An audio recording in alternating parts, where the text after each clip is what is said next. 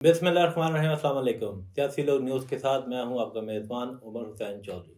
नाज़रीन, आज के प्रोग्राम में हमने दावत दी है हाजी हसन मिर्ज़ा साहब को, अल मारूफ बाबा जी, जो जिनका लक़ब से मशहूर है।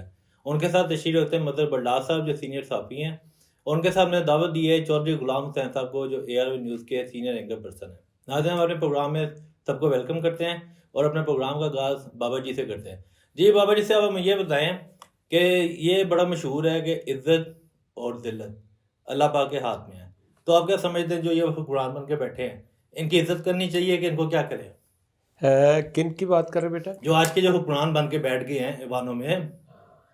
देखिए बेटा, बात ये है कि इज़्ज़त और ज़िल्लत अल्लाह के बगैर नहीं मिलती किसी को।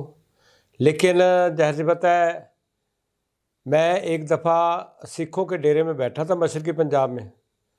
तो वहाँ पे एक बंदा आया तो उन्हें आख्या जी अपना जनाब वो फलाने बंदे ने जड़ा ना वो फलाने बंदे ने बहुत मारा। तो वो कहना वो तो है ही बड़ा यजीद है। तो जो फैसला हो गया उन्होंने वो बंदा बुला लिया। तो फिर मैं उन्होंने पूछा, मैं क्या यजीद कौन है?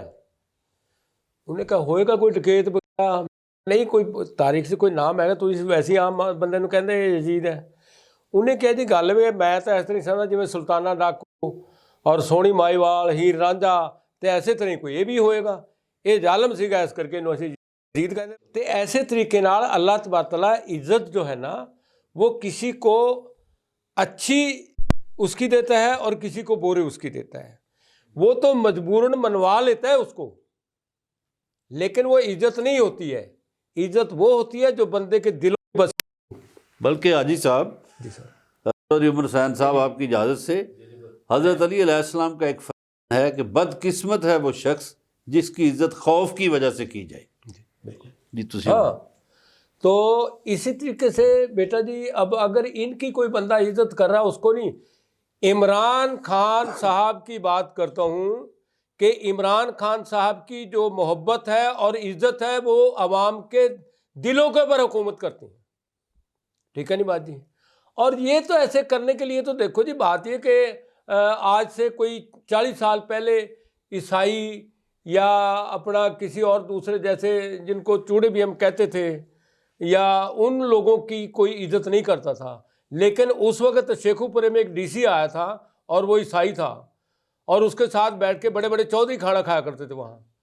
वरना उस टाइम ईसाइयों को चारपाई पे बैठने की इजाज़त नहीं थी, वो चारपाई से नीचे बैठ के खाना उनकी आबादियां भी जरा फर्क होती है। हाँ, तो इसी तरीके से बेटा जी, अगर इनकी जो है ना इज्जत है ना वो दिल से कोई नहीं कर रहा है, वो तो मजबूरी के तहत कर रहे हैं।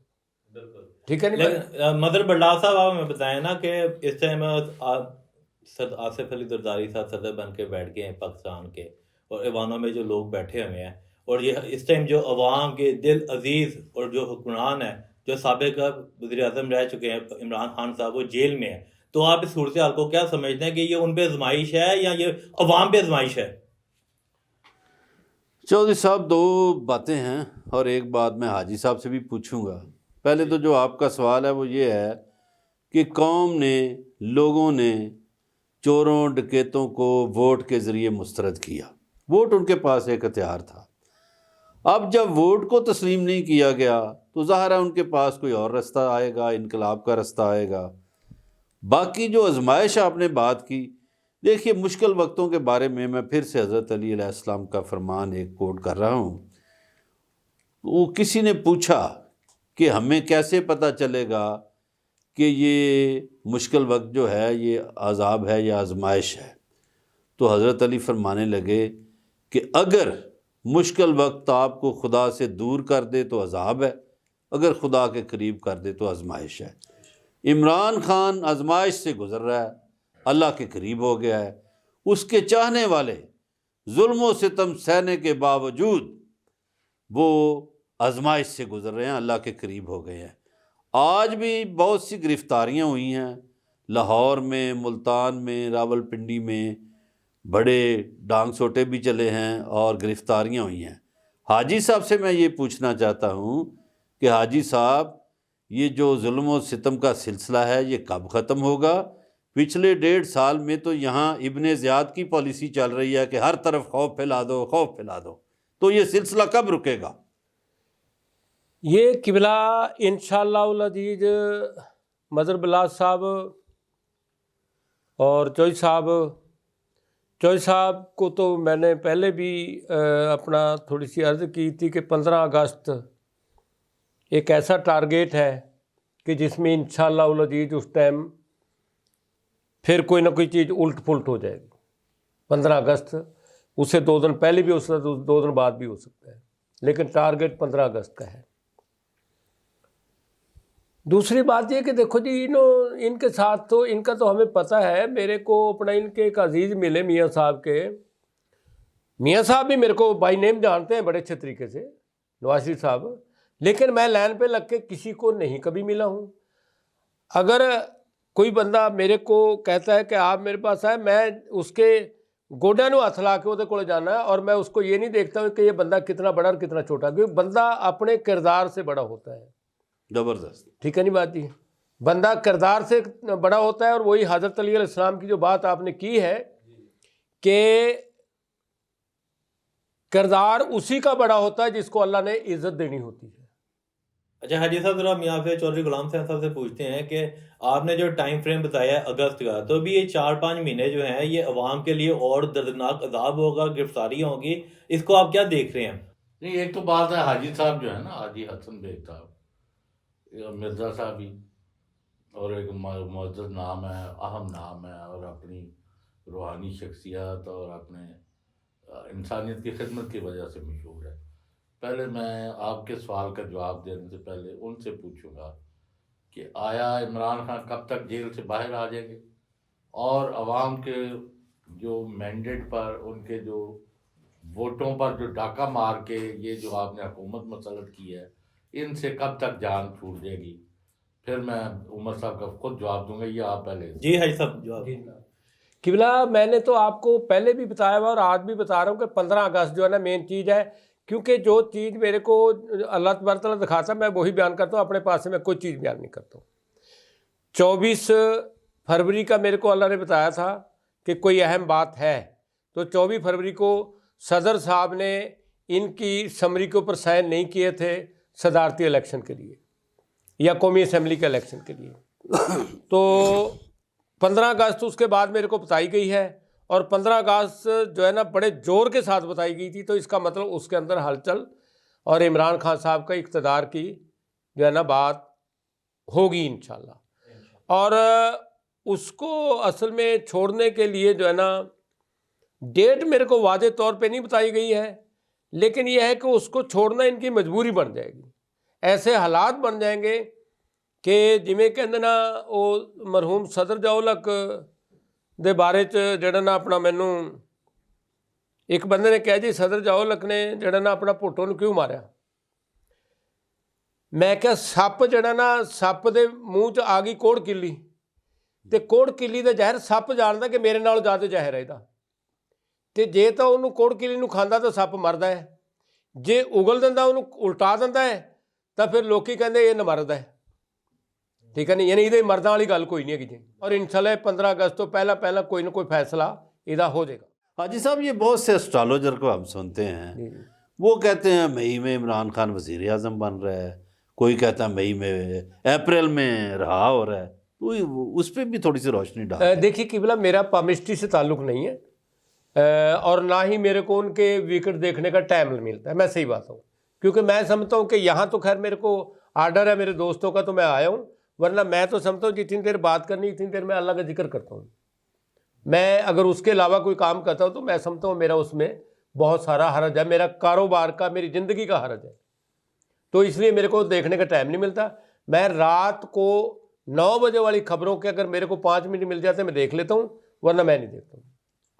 ठीक है, 14 साल से मैंने अपने घर का टीवी बंद किया हुआ है, रखा है घर पे, इसीलिए कि सारी खबरें झूठी आती थी, तो मैं उसको जो है ना नहीं देखता था। लेकिन अब मैं जो है ना सिर्फ 5 मिनट अगर मेरे को 9 बजे वाली खबरों में मिलते हैं तो मैं देखता हूँ, वरना मैं उसमें टाइम अपना वेस्ट समझता हूँ।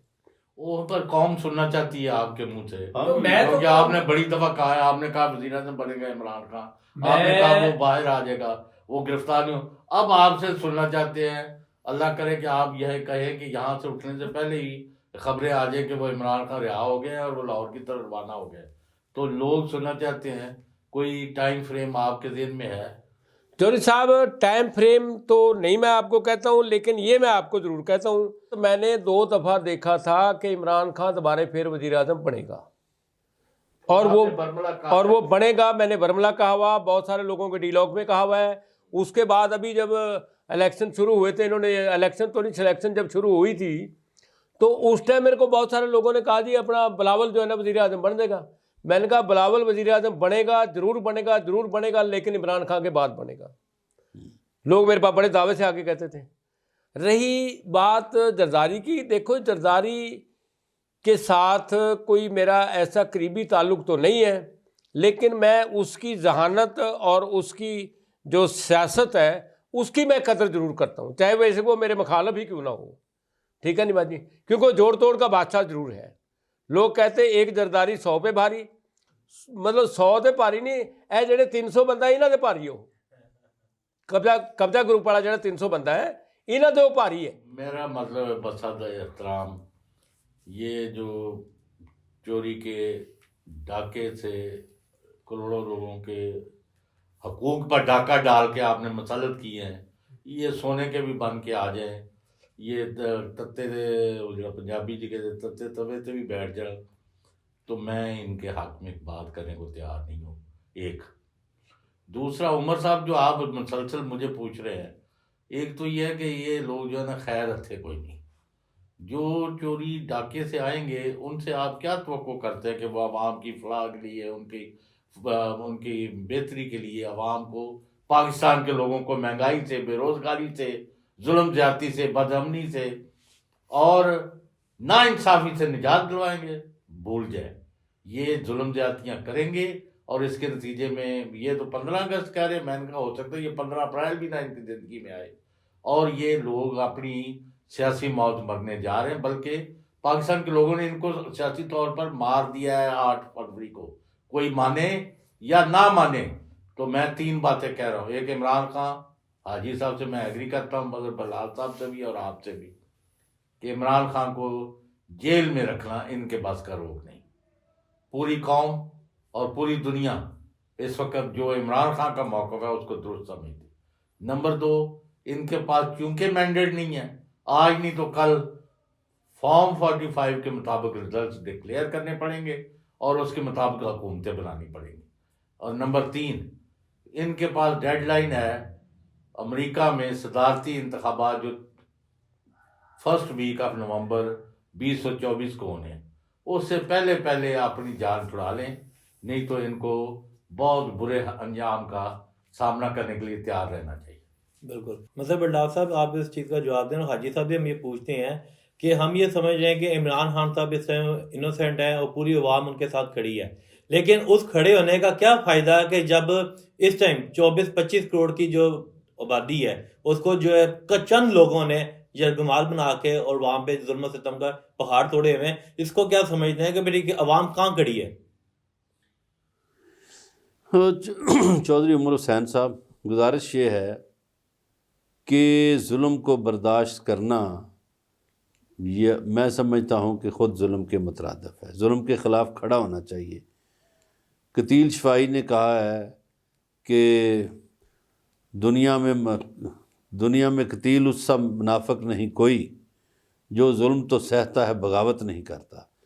तो बगावत के सिलसिले में अब ये है कि एक सियासी तहरीक चल रही है, जो जिन पार्टियों को इतराज़ है कि मैंडेट चोरी हुआ है, वो इकट्ठी हो रही हैं इसी रमज़ान शरीफ में, और वो एक तहरीक बहुत बड़े पैमाने पर इस मुल्क में चलाना चाहते हैं अवामी राज के लिए। तो ये हम हाजी हसन बेग साहब से पूछते हैं कि वो तहरीक कामयाब होगी, एक इनकलाबी तहरीक होगी, और क्या हम अवामी राज देख सकेंगे? किबला साहब, जहाँ तक वो मतलब लोगों का इत्तेहाद होने की बात है या इन्होंने कोई इनकलाब का टाइम दिया हुआ, उसके बारे में मेरे को बिल्कुल नहीं पता है। लेकिन एक बात ज़रूर जानता हूँ कि लोग जब किसी इनकलाब की सोचते हैं तो फिर वो किसी का इत्तेहाद नहीं करते हैं, फिर वो अपनी जान को थैली पे रख के चले जाते हैं। ठीक है नहीं बात जी, क्योंकि गिद्दड़ दी मौत जदों आंदी है वो शहर वाल भज लैंदा है और जदों ऐसे जालिम लोगों की मौत आती है, मैंने ऐसे बहुत सारे डकैत और बदमाश बंदों को अपनी आंखों से देखा है, रियासती दौर में भी देखा है। बेशक मैं उस टाइम छोटा था, नाम सुना करते कि फलानी जगह जनाब उस जंगल में पहाड़ में ऐसे डाकू रहता है, फलाने पहाड़ों में शेर रहता है, और उसका खौफ भी होता था। और अगर कोई बच्चा रोता था तो उसकी माँ उसे कहती चुप कर पुलिस वाले आ गए, तो पुलिस वाले की शकल का नहीं पता होता सीगा। ਤੇ ਹੁਣ ਪੁਲਿਸ ਵਾਲਿਆਂ ਭਾਵੇਂ ਆਈ ਜੀ ਇੱਥੇ ਆ ਜਾਓ, ਸਕੂਲ ਦੇ ਬੱਚੇ ਘੇਰ ਲੈਂਦੇ ਨੇ, ਠੀਕ ਹੈ ਨਹੀਂ ਗੱਲ ਜੀ, ਉਹਦੇ ਸਕੂਲ ਦੇ ਬੱਚੇ ਉਹਦੇ ਖਿਲਾफ जुलूस ਕੱਢ ਦਿੰਦੇ ਨੇ। लेकिन जुर्म की जो एक हद होती है ना, वो आप इस चीज़ को देखें कि अब जुर्म की हद आपको नज़र आ रही है या नहीं आ रही है। आप तो सारे ही दानिश्वर और अच्छे और समझदार लोग हैं, मैं तो आप में बिल्कुल एक नाकारा सा बंदा हूँ, लेकिन आपसे दानिश इल्म और रूहानी यानी रहनुमाई के लिए आपसे सहमति है। ये आप लोगों की मोहब्बत और शफकत है। लेकिन मेरे को बच्चे जो है ना, जब कभी भुट्टो का नारा लगाया करते, बच्चे लगाया करते थे, तो आज गलियों में सबको पता है कि क्या हो रहा है, लेकिन बच्चे जो है ना आज भी इमरान खान के नारा लगाते हैं। और बच्चा मासूम होता है, जब बच्चे की ज़बान से जो बात निकली होती है वो खुदाबंदा करीम की ही आवाज़ होती है। तो इसलिए देखिए, मैं डेट के बारे में किसी चीज़ के बारे में नहीं कहता हूँ, लेकिन इतना आपको ज़रूर मतलब कि मैं पेश करता हूँ कि इंतहा की जैसे आखिरी दिन होते हैं ना, सांस तोड़ रहे होते हैं ना, तो अब ये जुर्म के जो है ना आखिरी सांस इनके ये ले रहे हैं, और इंशाल्लाह इसके बाद इनके पास कोई सांस नहीं होगा। क्योंकि मियाँ साहब का जो पहले मैं आपसे बात कर रहा, मियाँ साहब का एक मेरे को अजीज़ मिला, मेरे पास आया, कहने लगा जी क्या बना आपके मियाँ। मैंने कहा मैं तो मियाँ साहब को उस वक्त से नहीं मानता हूँ जब से ये आए हैं। मैंने कहा मैं इनको जो है ना बहुत देर पहले से जानता हूँ, जब ये अनारकली में रहते थे, लेकिन इनको इसलिए नहीं मानता हूँ कि इनकी जब से हुकूमत आई है आज तक, मैंने कहा आप उसके रिश्तेदार हैं, मेरे को ये साबित कर दें कि कोई बंदा इन्होंने कहीं मेरिट पे भर्ती किया हो किसी भी डिपार्टमेंट में। हो सकता है आप आगाज कर दें, क्योंकि मरियम नवाज जो आके बैठी हैं वज़ीर आज़म पंजाब, तो हो सकता है ये इस चीज़ की शुरुआत हो जाए। वो मेरिट से आए थे पहले लेकिन जरा अपने हल्के से जब वो आप खुद मेरिट पे नहीं आई तो उसने किसी का क्या मेरिट कर। चौधरी गुलाम हुसैन साहब आखिरी सवाल करें जरा मिर्जा साहब से। नहीं, आपका सवाल बड़ा खूबसूरत है चौधरी उमर हुसैन साहब, कि वो दावे बहुत कर रही है नहीं, कि मैं ये कर दूंगी, मैं वो कर दूंगी, करप्शन मेरी रेड लाइन है। जी बिल्कुल, देखिए बात यह है, सबसे पहले मतलब वो कह रही मैंने उस पर चलना है। जो बंदा करप्शन करके आया वो करप्शन की डेडलाइन नहीं दे सकता है कभी भी। मैं तो एक आखिरी सवाल ये है मुख्तसर, हाजी साहब, 6 इंसान हम बैठे, अल्लाह की दात सुनती। जी सर, हम 6 बंदे बैठे हुए ना इस कमरे में। हाँ जी जी बिल्कुल, और माइटी अल्लाह की दात सुन रही है। जी जी बिल्कुल। तो उसको गवाह बना के आपसे मैं बात कर रहा हूँ कि जो भी आप कह रहे हैं कि भी कल तो परसों तरसों या जब भी कौम की जान भी छूट जाएगी, और इमरान खान जो कि एक पॉपुलर और ताकतवर लीडर है वो भी बाहर आएगा और वही संभालेगा, और बरलाल साहब का भी और उमर साहब का भी लाइन ऑफ आर्गूमेंट यही है। हैविंग सेड दिस, मैं ना चीज़ ये कहना चाहता हूँ, मुख्तसर बात करूँगा कि इस वक्त पाकिस्तान में हर तरफ अंधेरा है, तमाम अदारे अपना रोल अदा करने से नाकाम हो चुके हैं, इलेक्शन कमीशन बुरी तरह पिट चुका है, बिक चुका है, और जो धांधली के रिकॉर्ड कायम हुए हैं वो उनकी गर्दन पर इसका खून है और उनको खमियाजा भुगतना पड़ेगा। अदालतें जो हैं वो चुप साध के बैठ गई हैं, और फौज जो है वो बजाय कहते जी हम किसी चीज़ में दखल नहीं देते, और कोई ना फोरम रह गया है, ना कोई दाद फरियाद का जरिया रह गया है कि कौम को इन जराइम पेशा लोगों से कौन जब हर तरफ अंधेरा ही हो गया है, तो आपके पास कौन सी रोशनी है कि आप बड़े ऊपर उम्मीद हैं कि आज नहीं तो कल कौम की हालत बदलेगी और कौम के मैंडेट का एहतराम होगा? इसका जवाब दें, तफसील से दे दें। जी किबला साहब, मैं तो इसके बारे में जो है ना अपनी तरफ से मैंने आपको पहले भी कहा कि मैं कोई बात नहीं करता हूँ, जो अल्लाह तबारक तआला मेरे को दिखाता है मैं वही बात बयान करता हूँ और वही करूँगा। मेरे सिर पे कोई तलवार भी रख देगा, मैं जो बात मैंने अल्लाह की तरफ से देखी वो बताऊँगा, उसका चाहे वो इमरान खान हो, नवाज शरीफ हो, जरदारी हो, कोई हो या और कोई गद्दार हो, हमें इस बात से गर्ज नहीं है। लेकिन मैं आपको फिर भी वही बात कर रहा हूँ जो अल्लाह तबारक तआला ने मेरे को दिखाई है कि 15 अगस्त का थोड़ा सा इंतज़ार आपको करना पड़ेगा, ठीक है जी। और बाकी मजीद अगर कोई ऐसी बात होगी, हमने नहीं करना, हाँ जी, हमने जद्दोजहद आज ही करनी है। हाँ नहीं, जद्दोजहद तो बिल्कुल करनी, लेकिन मैं मजीद आप लोगों से अगर मेरी मुलाकात होगी इंशाल्लाह रमज़ान के बाद होगी, और उसमें जो अल्लाह ताला मेरे को अगर नई कोई चीज़ दिखाएगा तो मैं ज़रूर आपको बयान करूँगा। जी मदर बल्ला साहब, जो हाजी साहब ने कहा है कि इंशाल्लाह ताला अगस्त तक हालात बेहतर होते नजर आएंगे, तो लेकिन जो चौधरी गुलाम साहब ने कहा हमने जद्दोजहद की है और हमने छोड़नी नहीं है जद्दोजहद, तो ये बताएं कि इस जद्दोजहद के नतीजे में कोई अभी तक को खातिर ख्वाह नतीजा सामने नहीं आया। देखिए, मैं समझता हूँ कि जद्दोजहद का नतीजा सामने आया है। एक तो उसी जद्दोजहद का नतीजा है जो जुल्म व सितम में जद्दोजहद की गई कि लोगों ने इमरान खान को वोट दिया, दिल से वोट दिया। उसकी पार्टी को 600 हिस्सों में तकसीम किया गया। अनपढ़ देहाती लोगों ने भी, आम जो थोड़े पढ़े लिखे हैं, उन्होंने भी निशान ढूंढ ढूंढ के वोट दिए और इमरान खान बहुत भारी अक्सरियत से सारे सूबों में इलेक्शन जीता और कौमी असम्बली का भी इलेक्शन जीता। अब उसके हक पे डाका मारा गया, लोगों ने अपना हक अदा किया, जो जद्दोजहद का समर था वो दिया वोट की सूरत में। अब उस डाके का रास्ता रोकना है, उसके लिए जद्दोजहद शुरू हो गई है। और जैसा चौधरी साहब ने फरमाया कि हम तो आज ही से जद्दोजहद कर रहे हैं और जद्दोजहद करने लगे हुए हैं। आज भी पंजाब में और मुल्क में रैलियां निकली हैं, पेशावर में जलसा हो रहा है और पिंडी में लाठीचार्ज हुआ है, लाहौर में हुआ है, मुल्तान में हुआ है।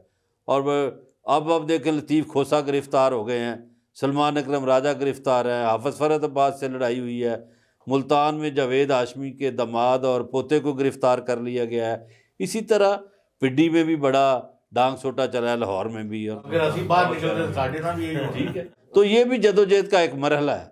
तो मेरा ख्याल है कि ये जद्दोजहद बहुत जल्द कामयाब होगी।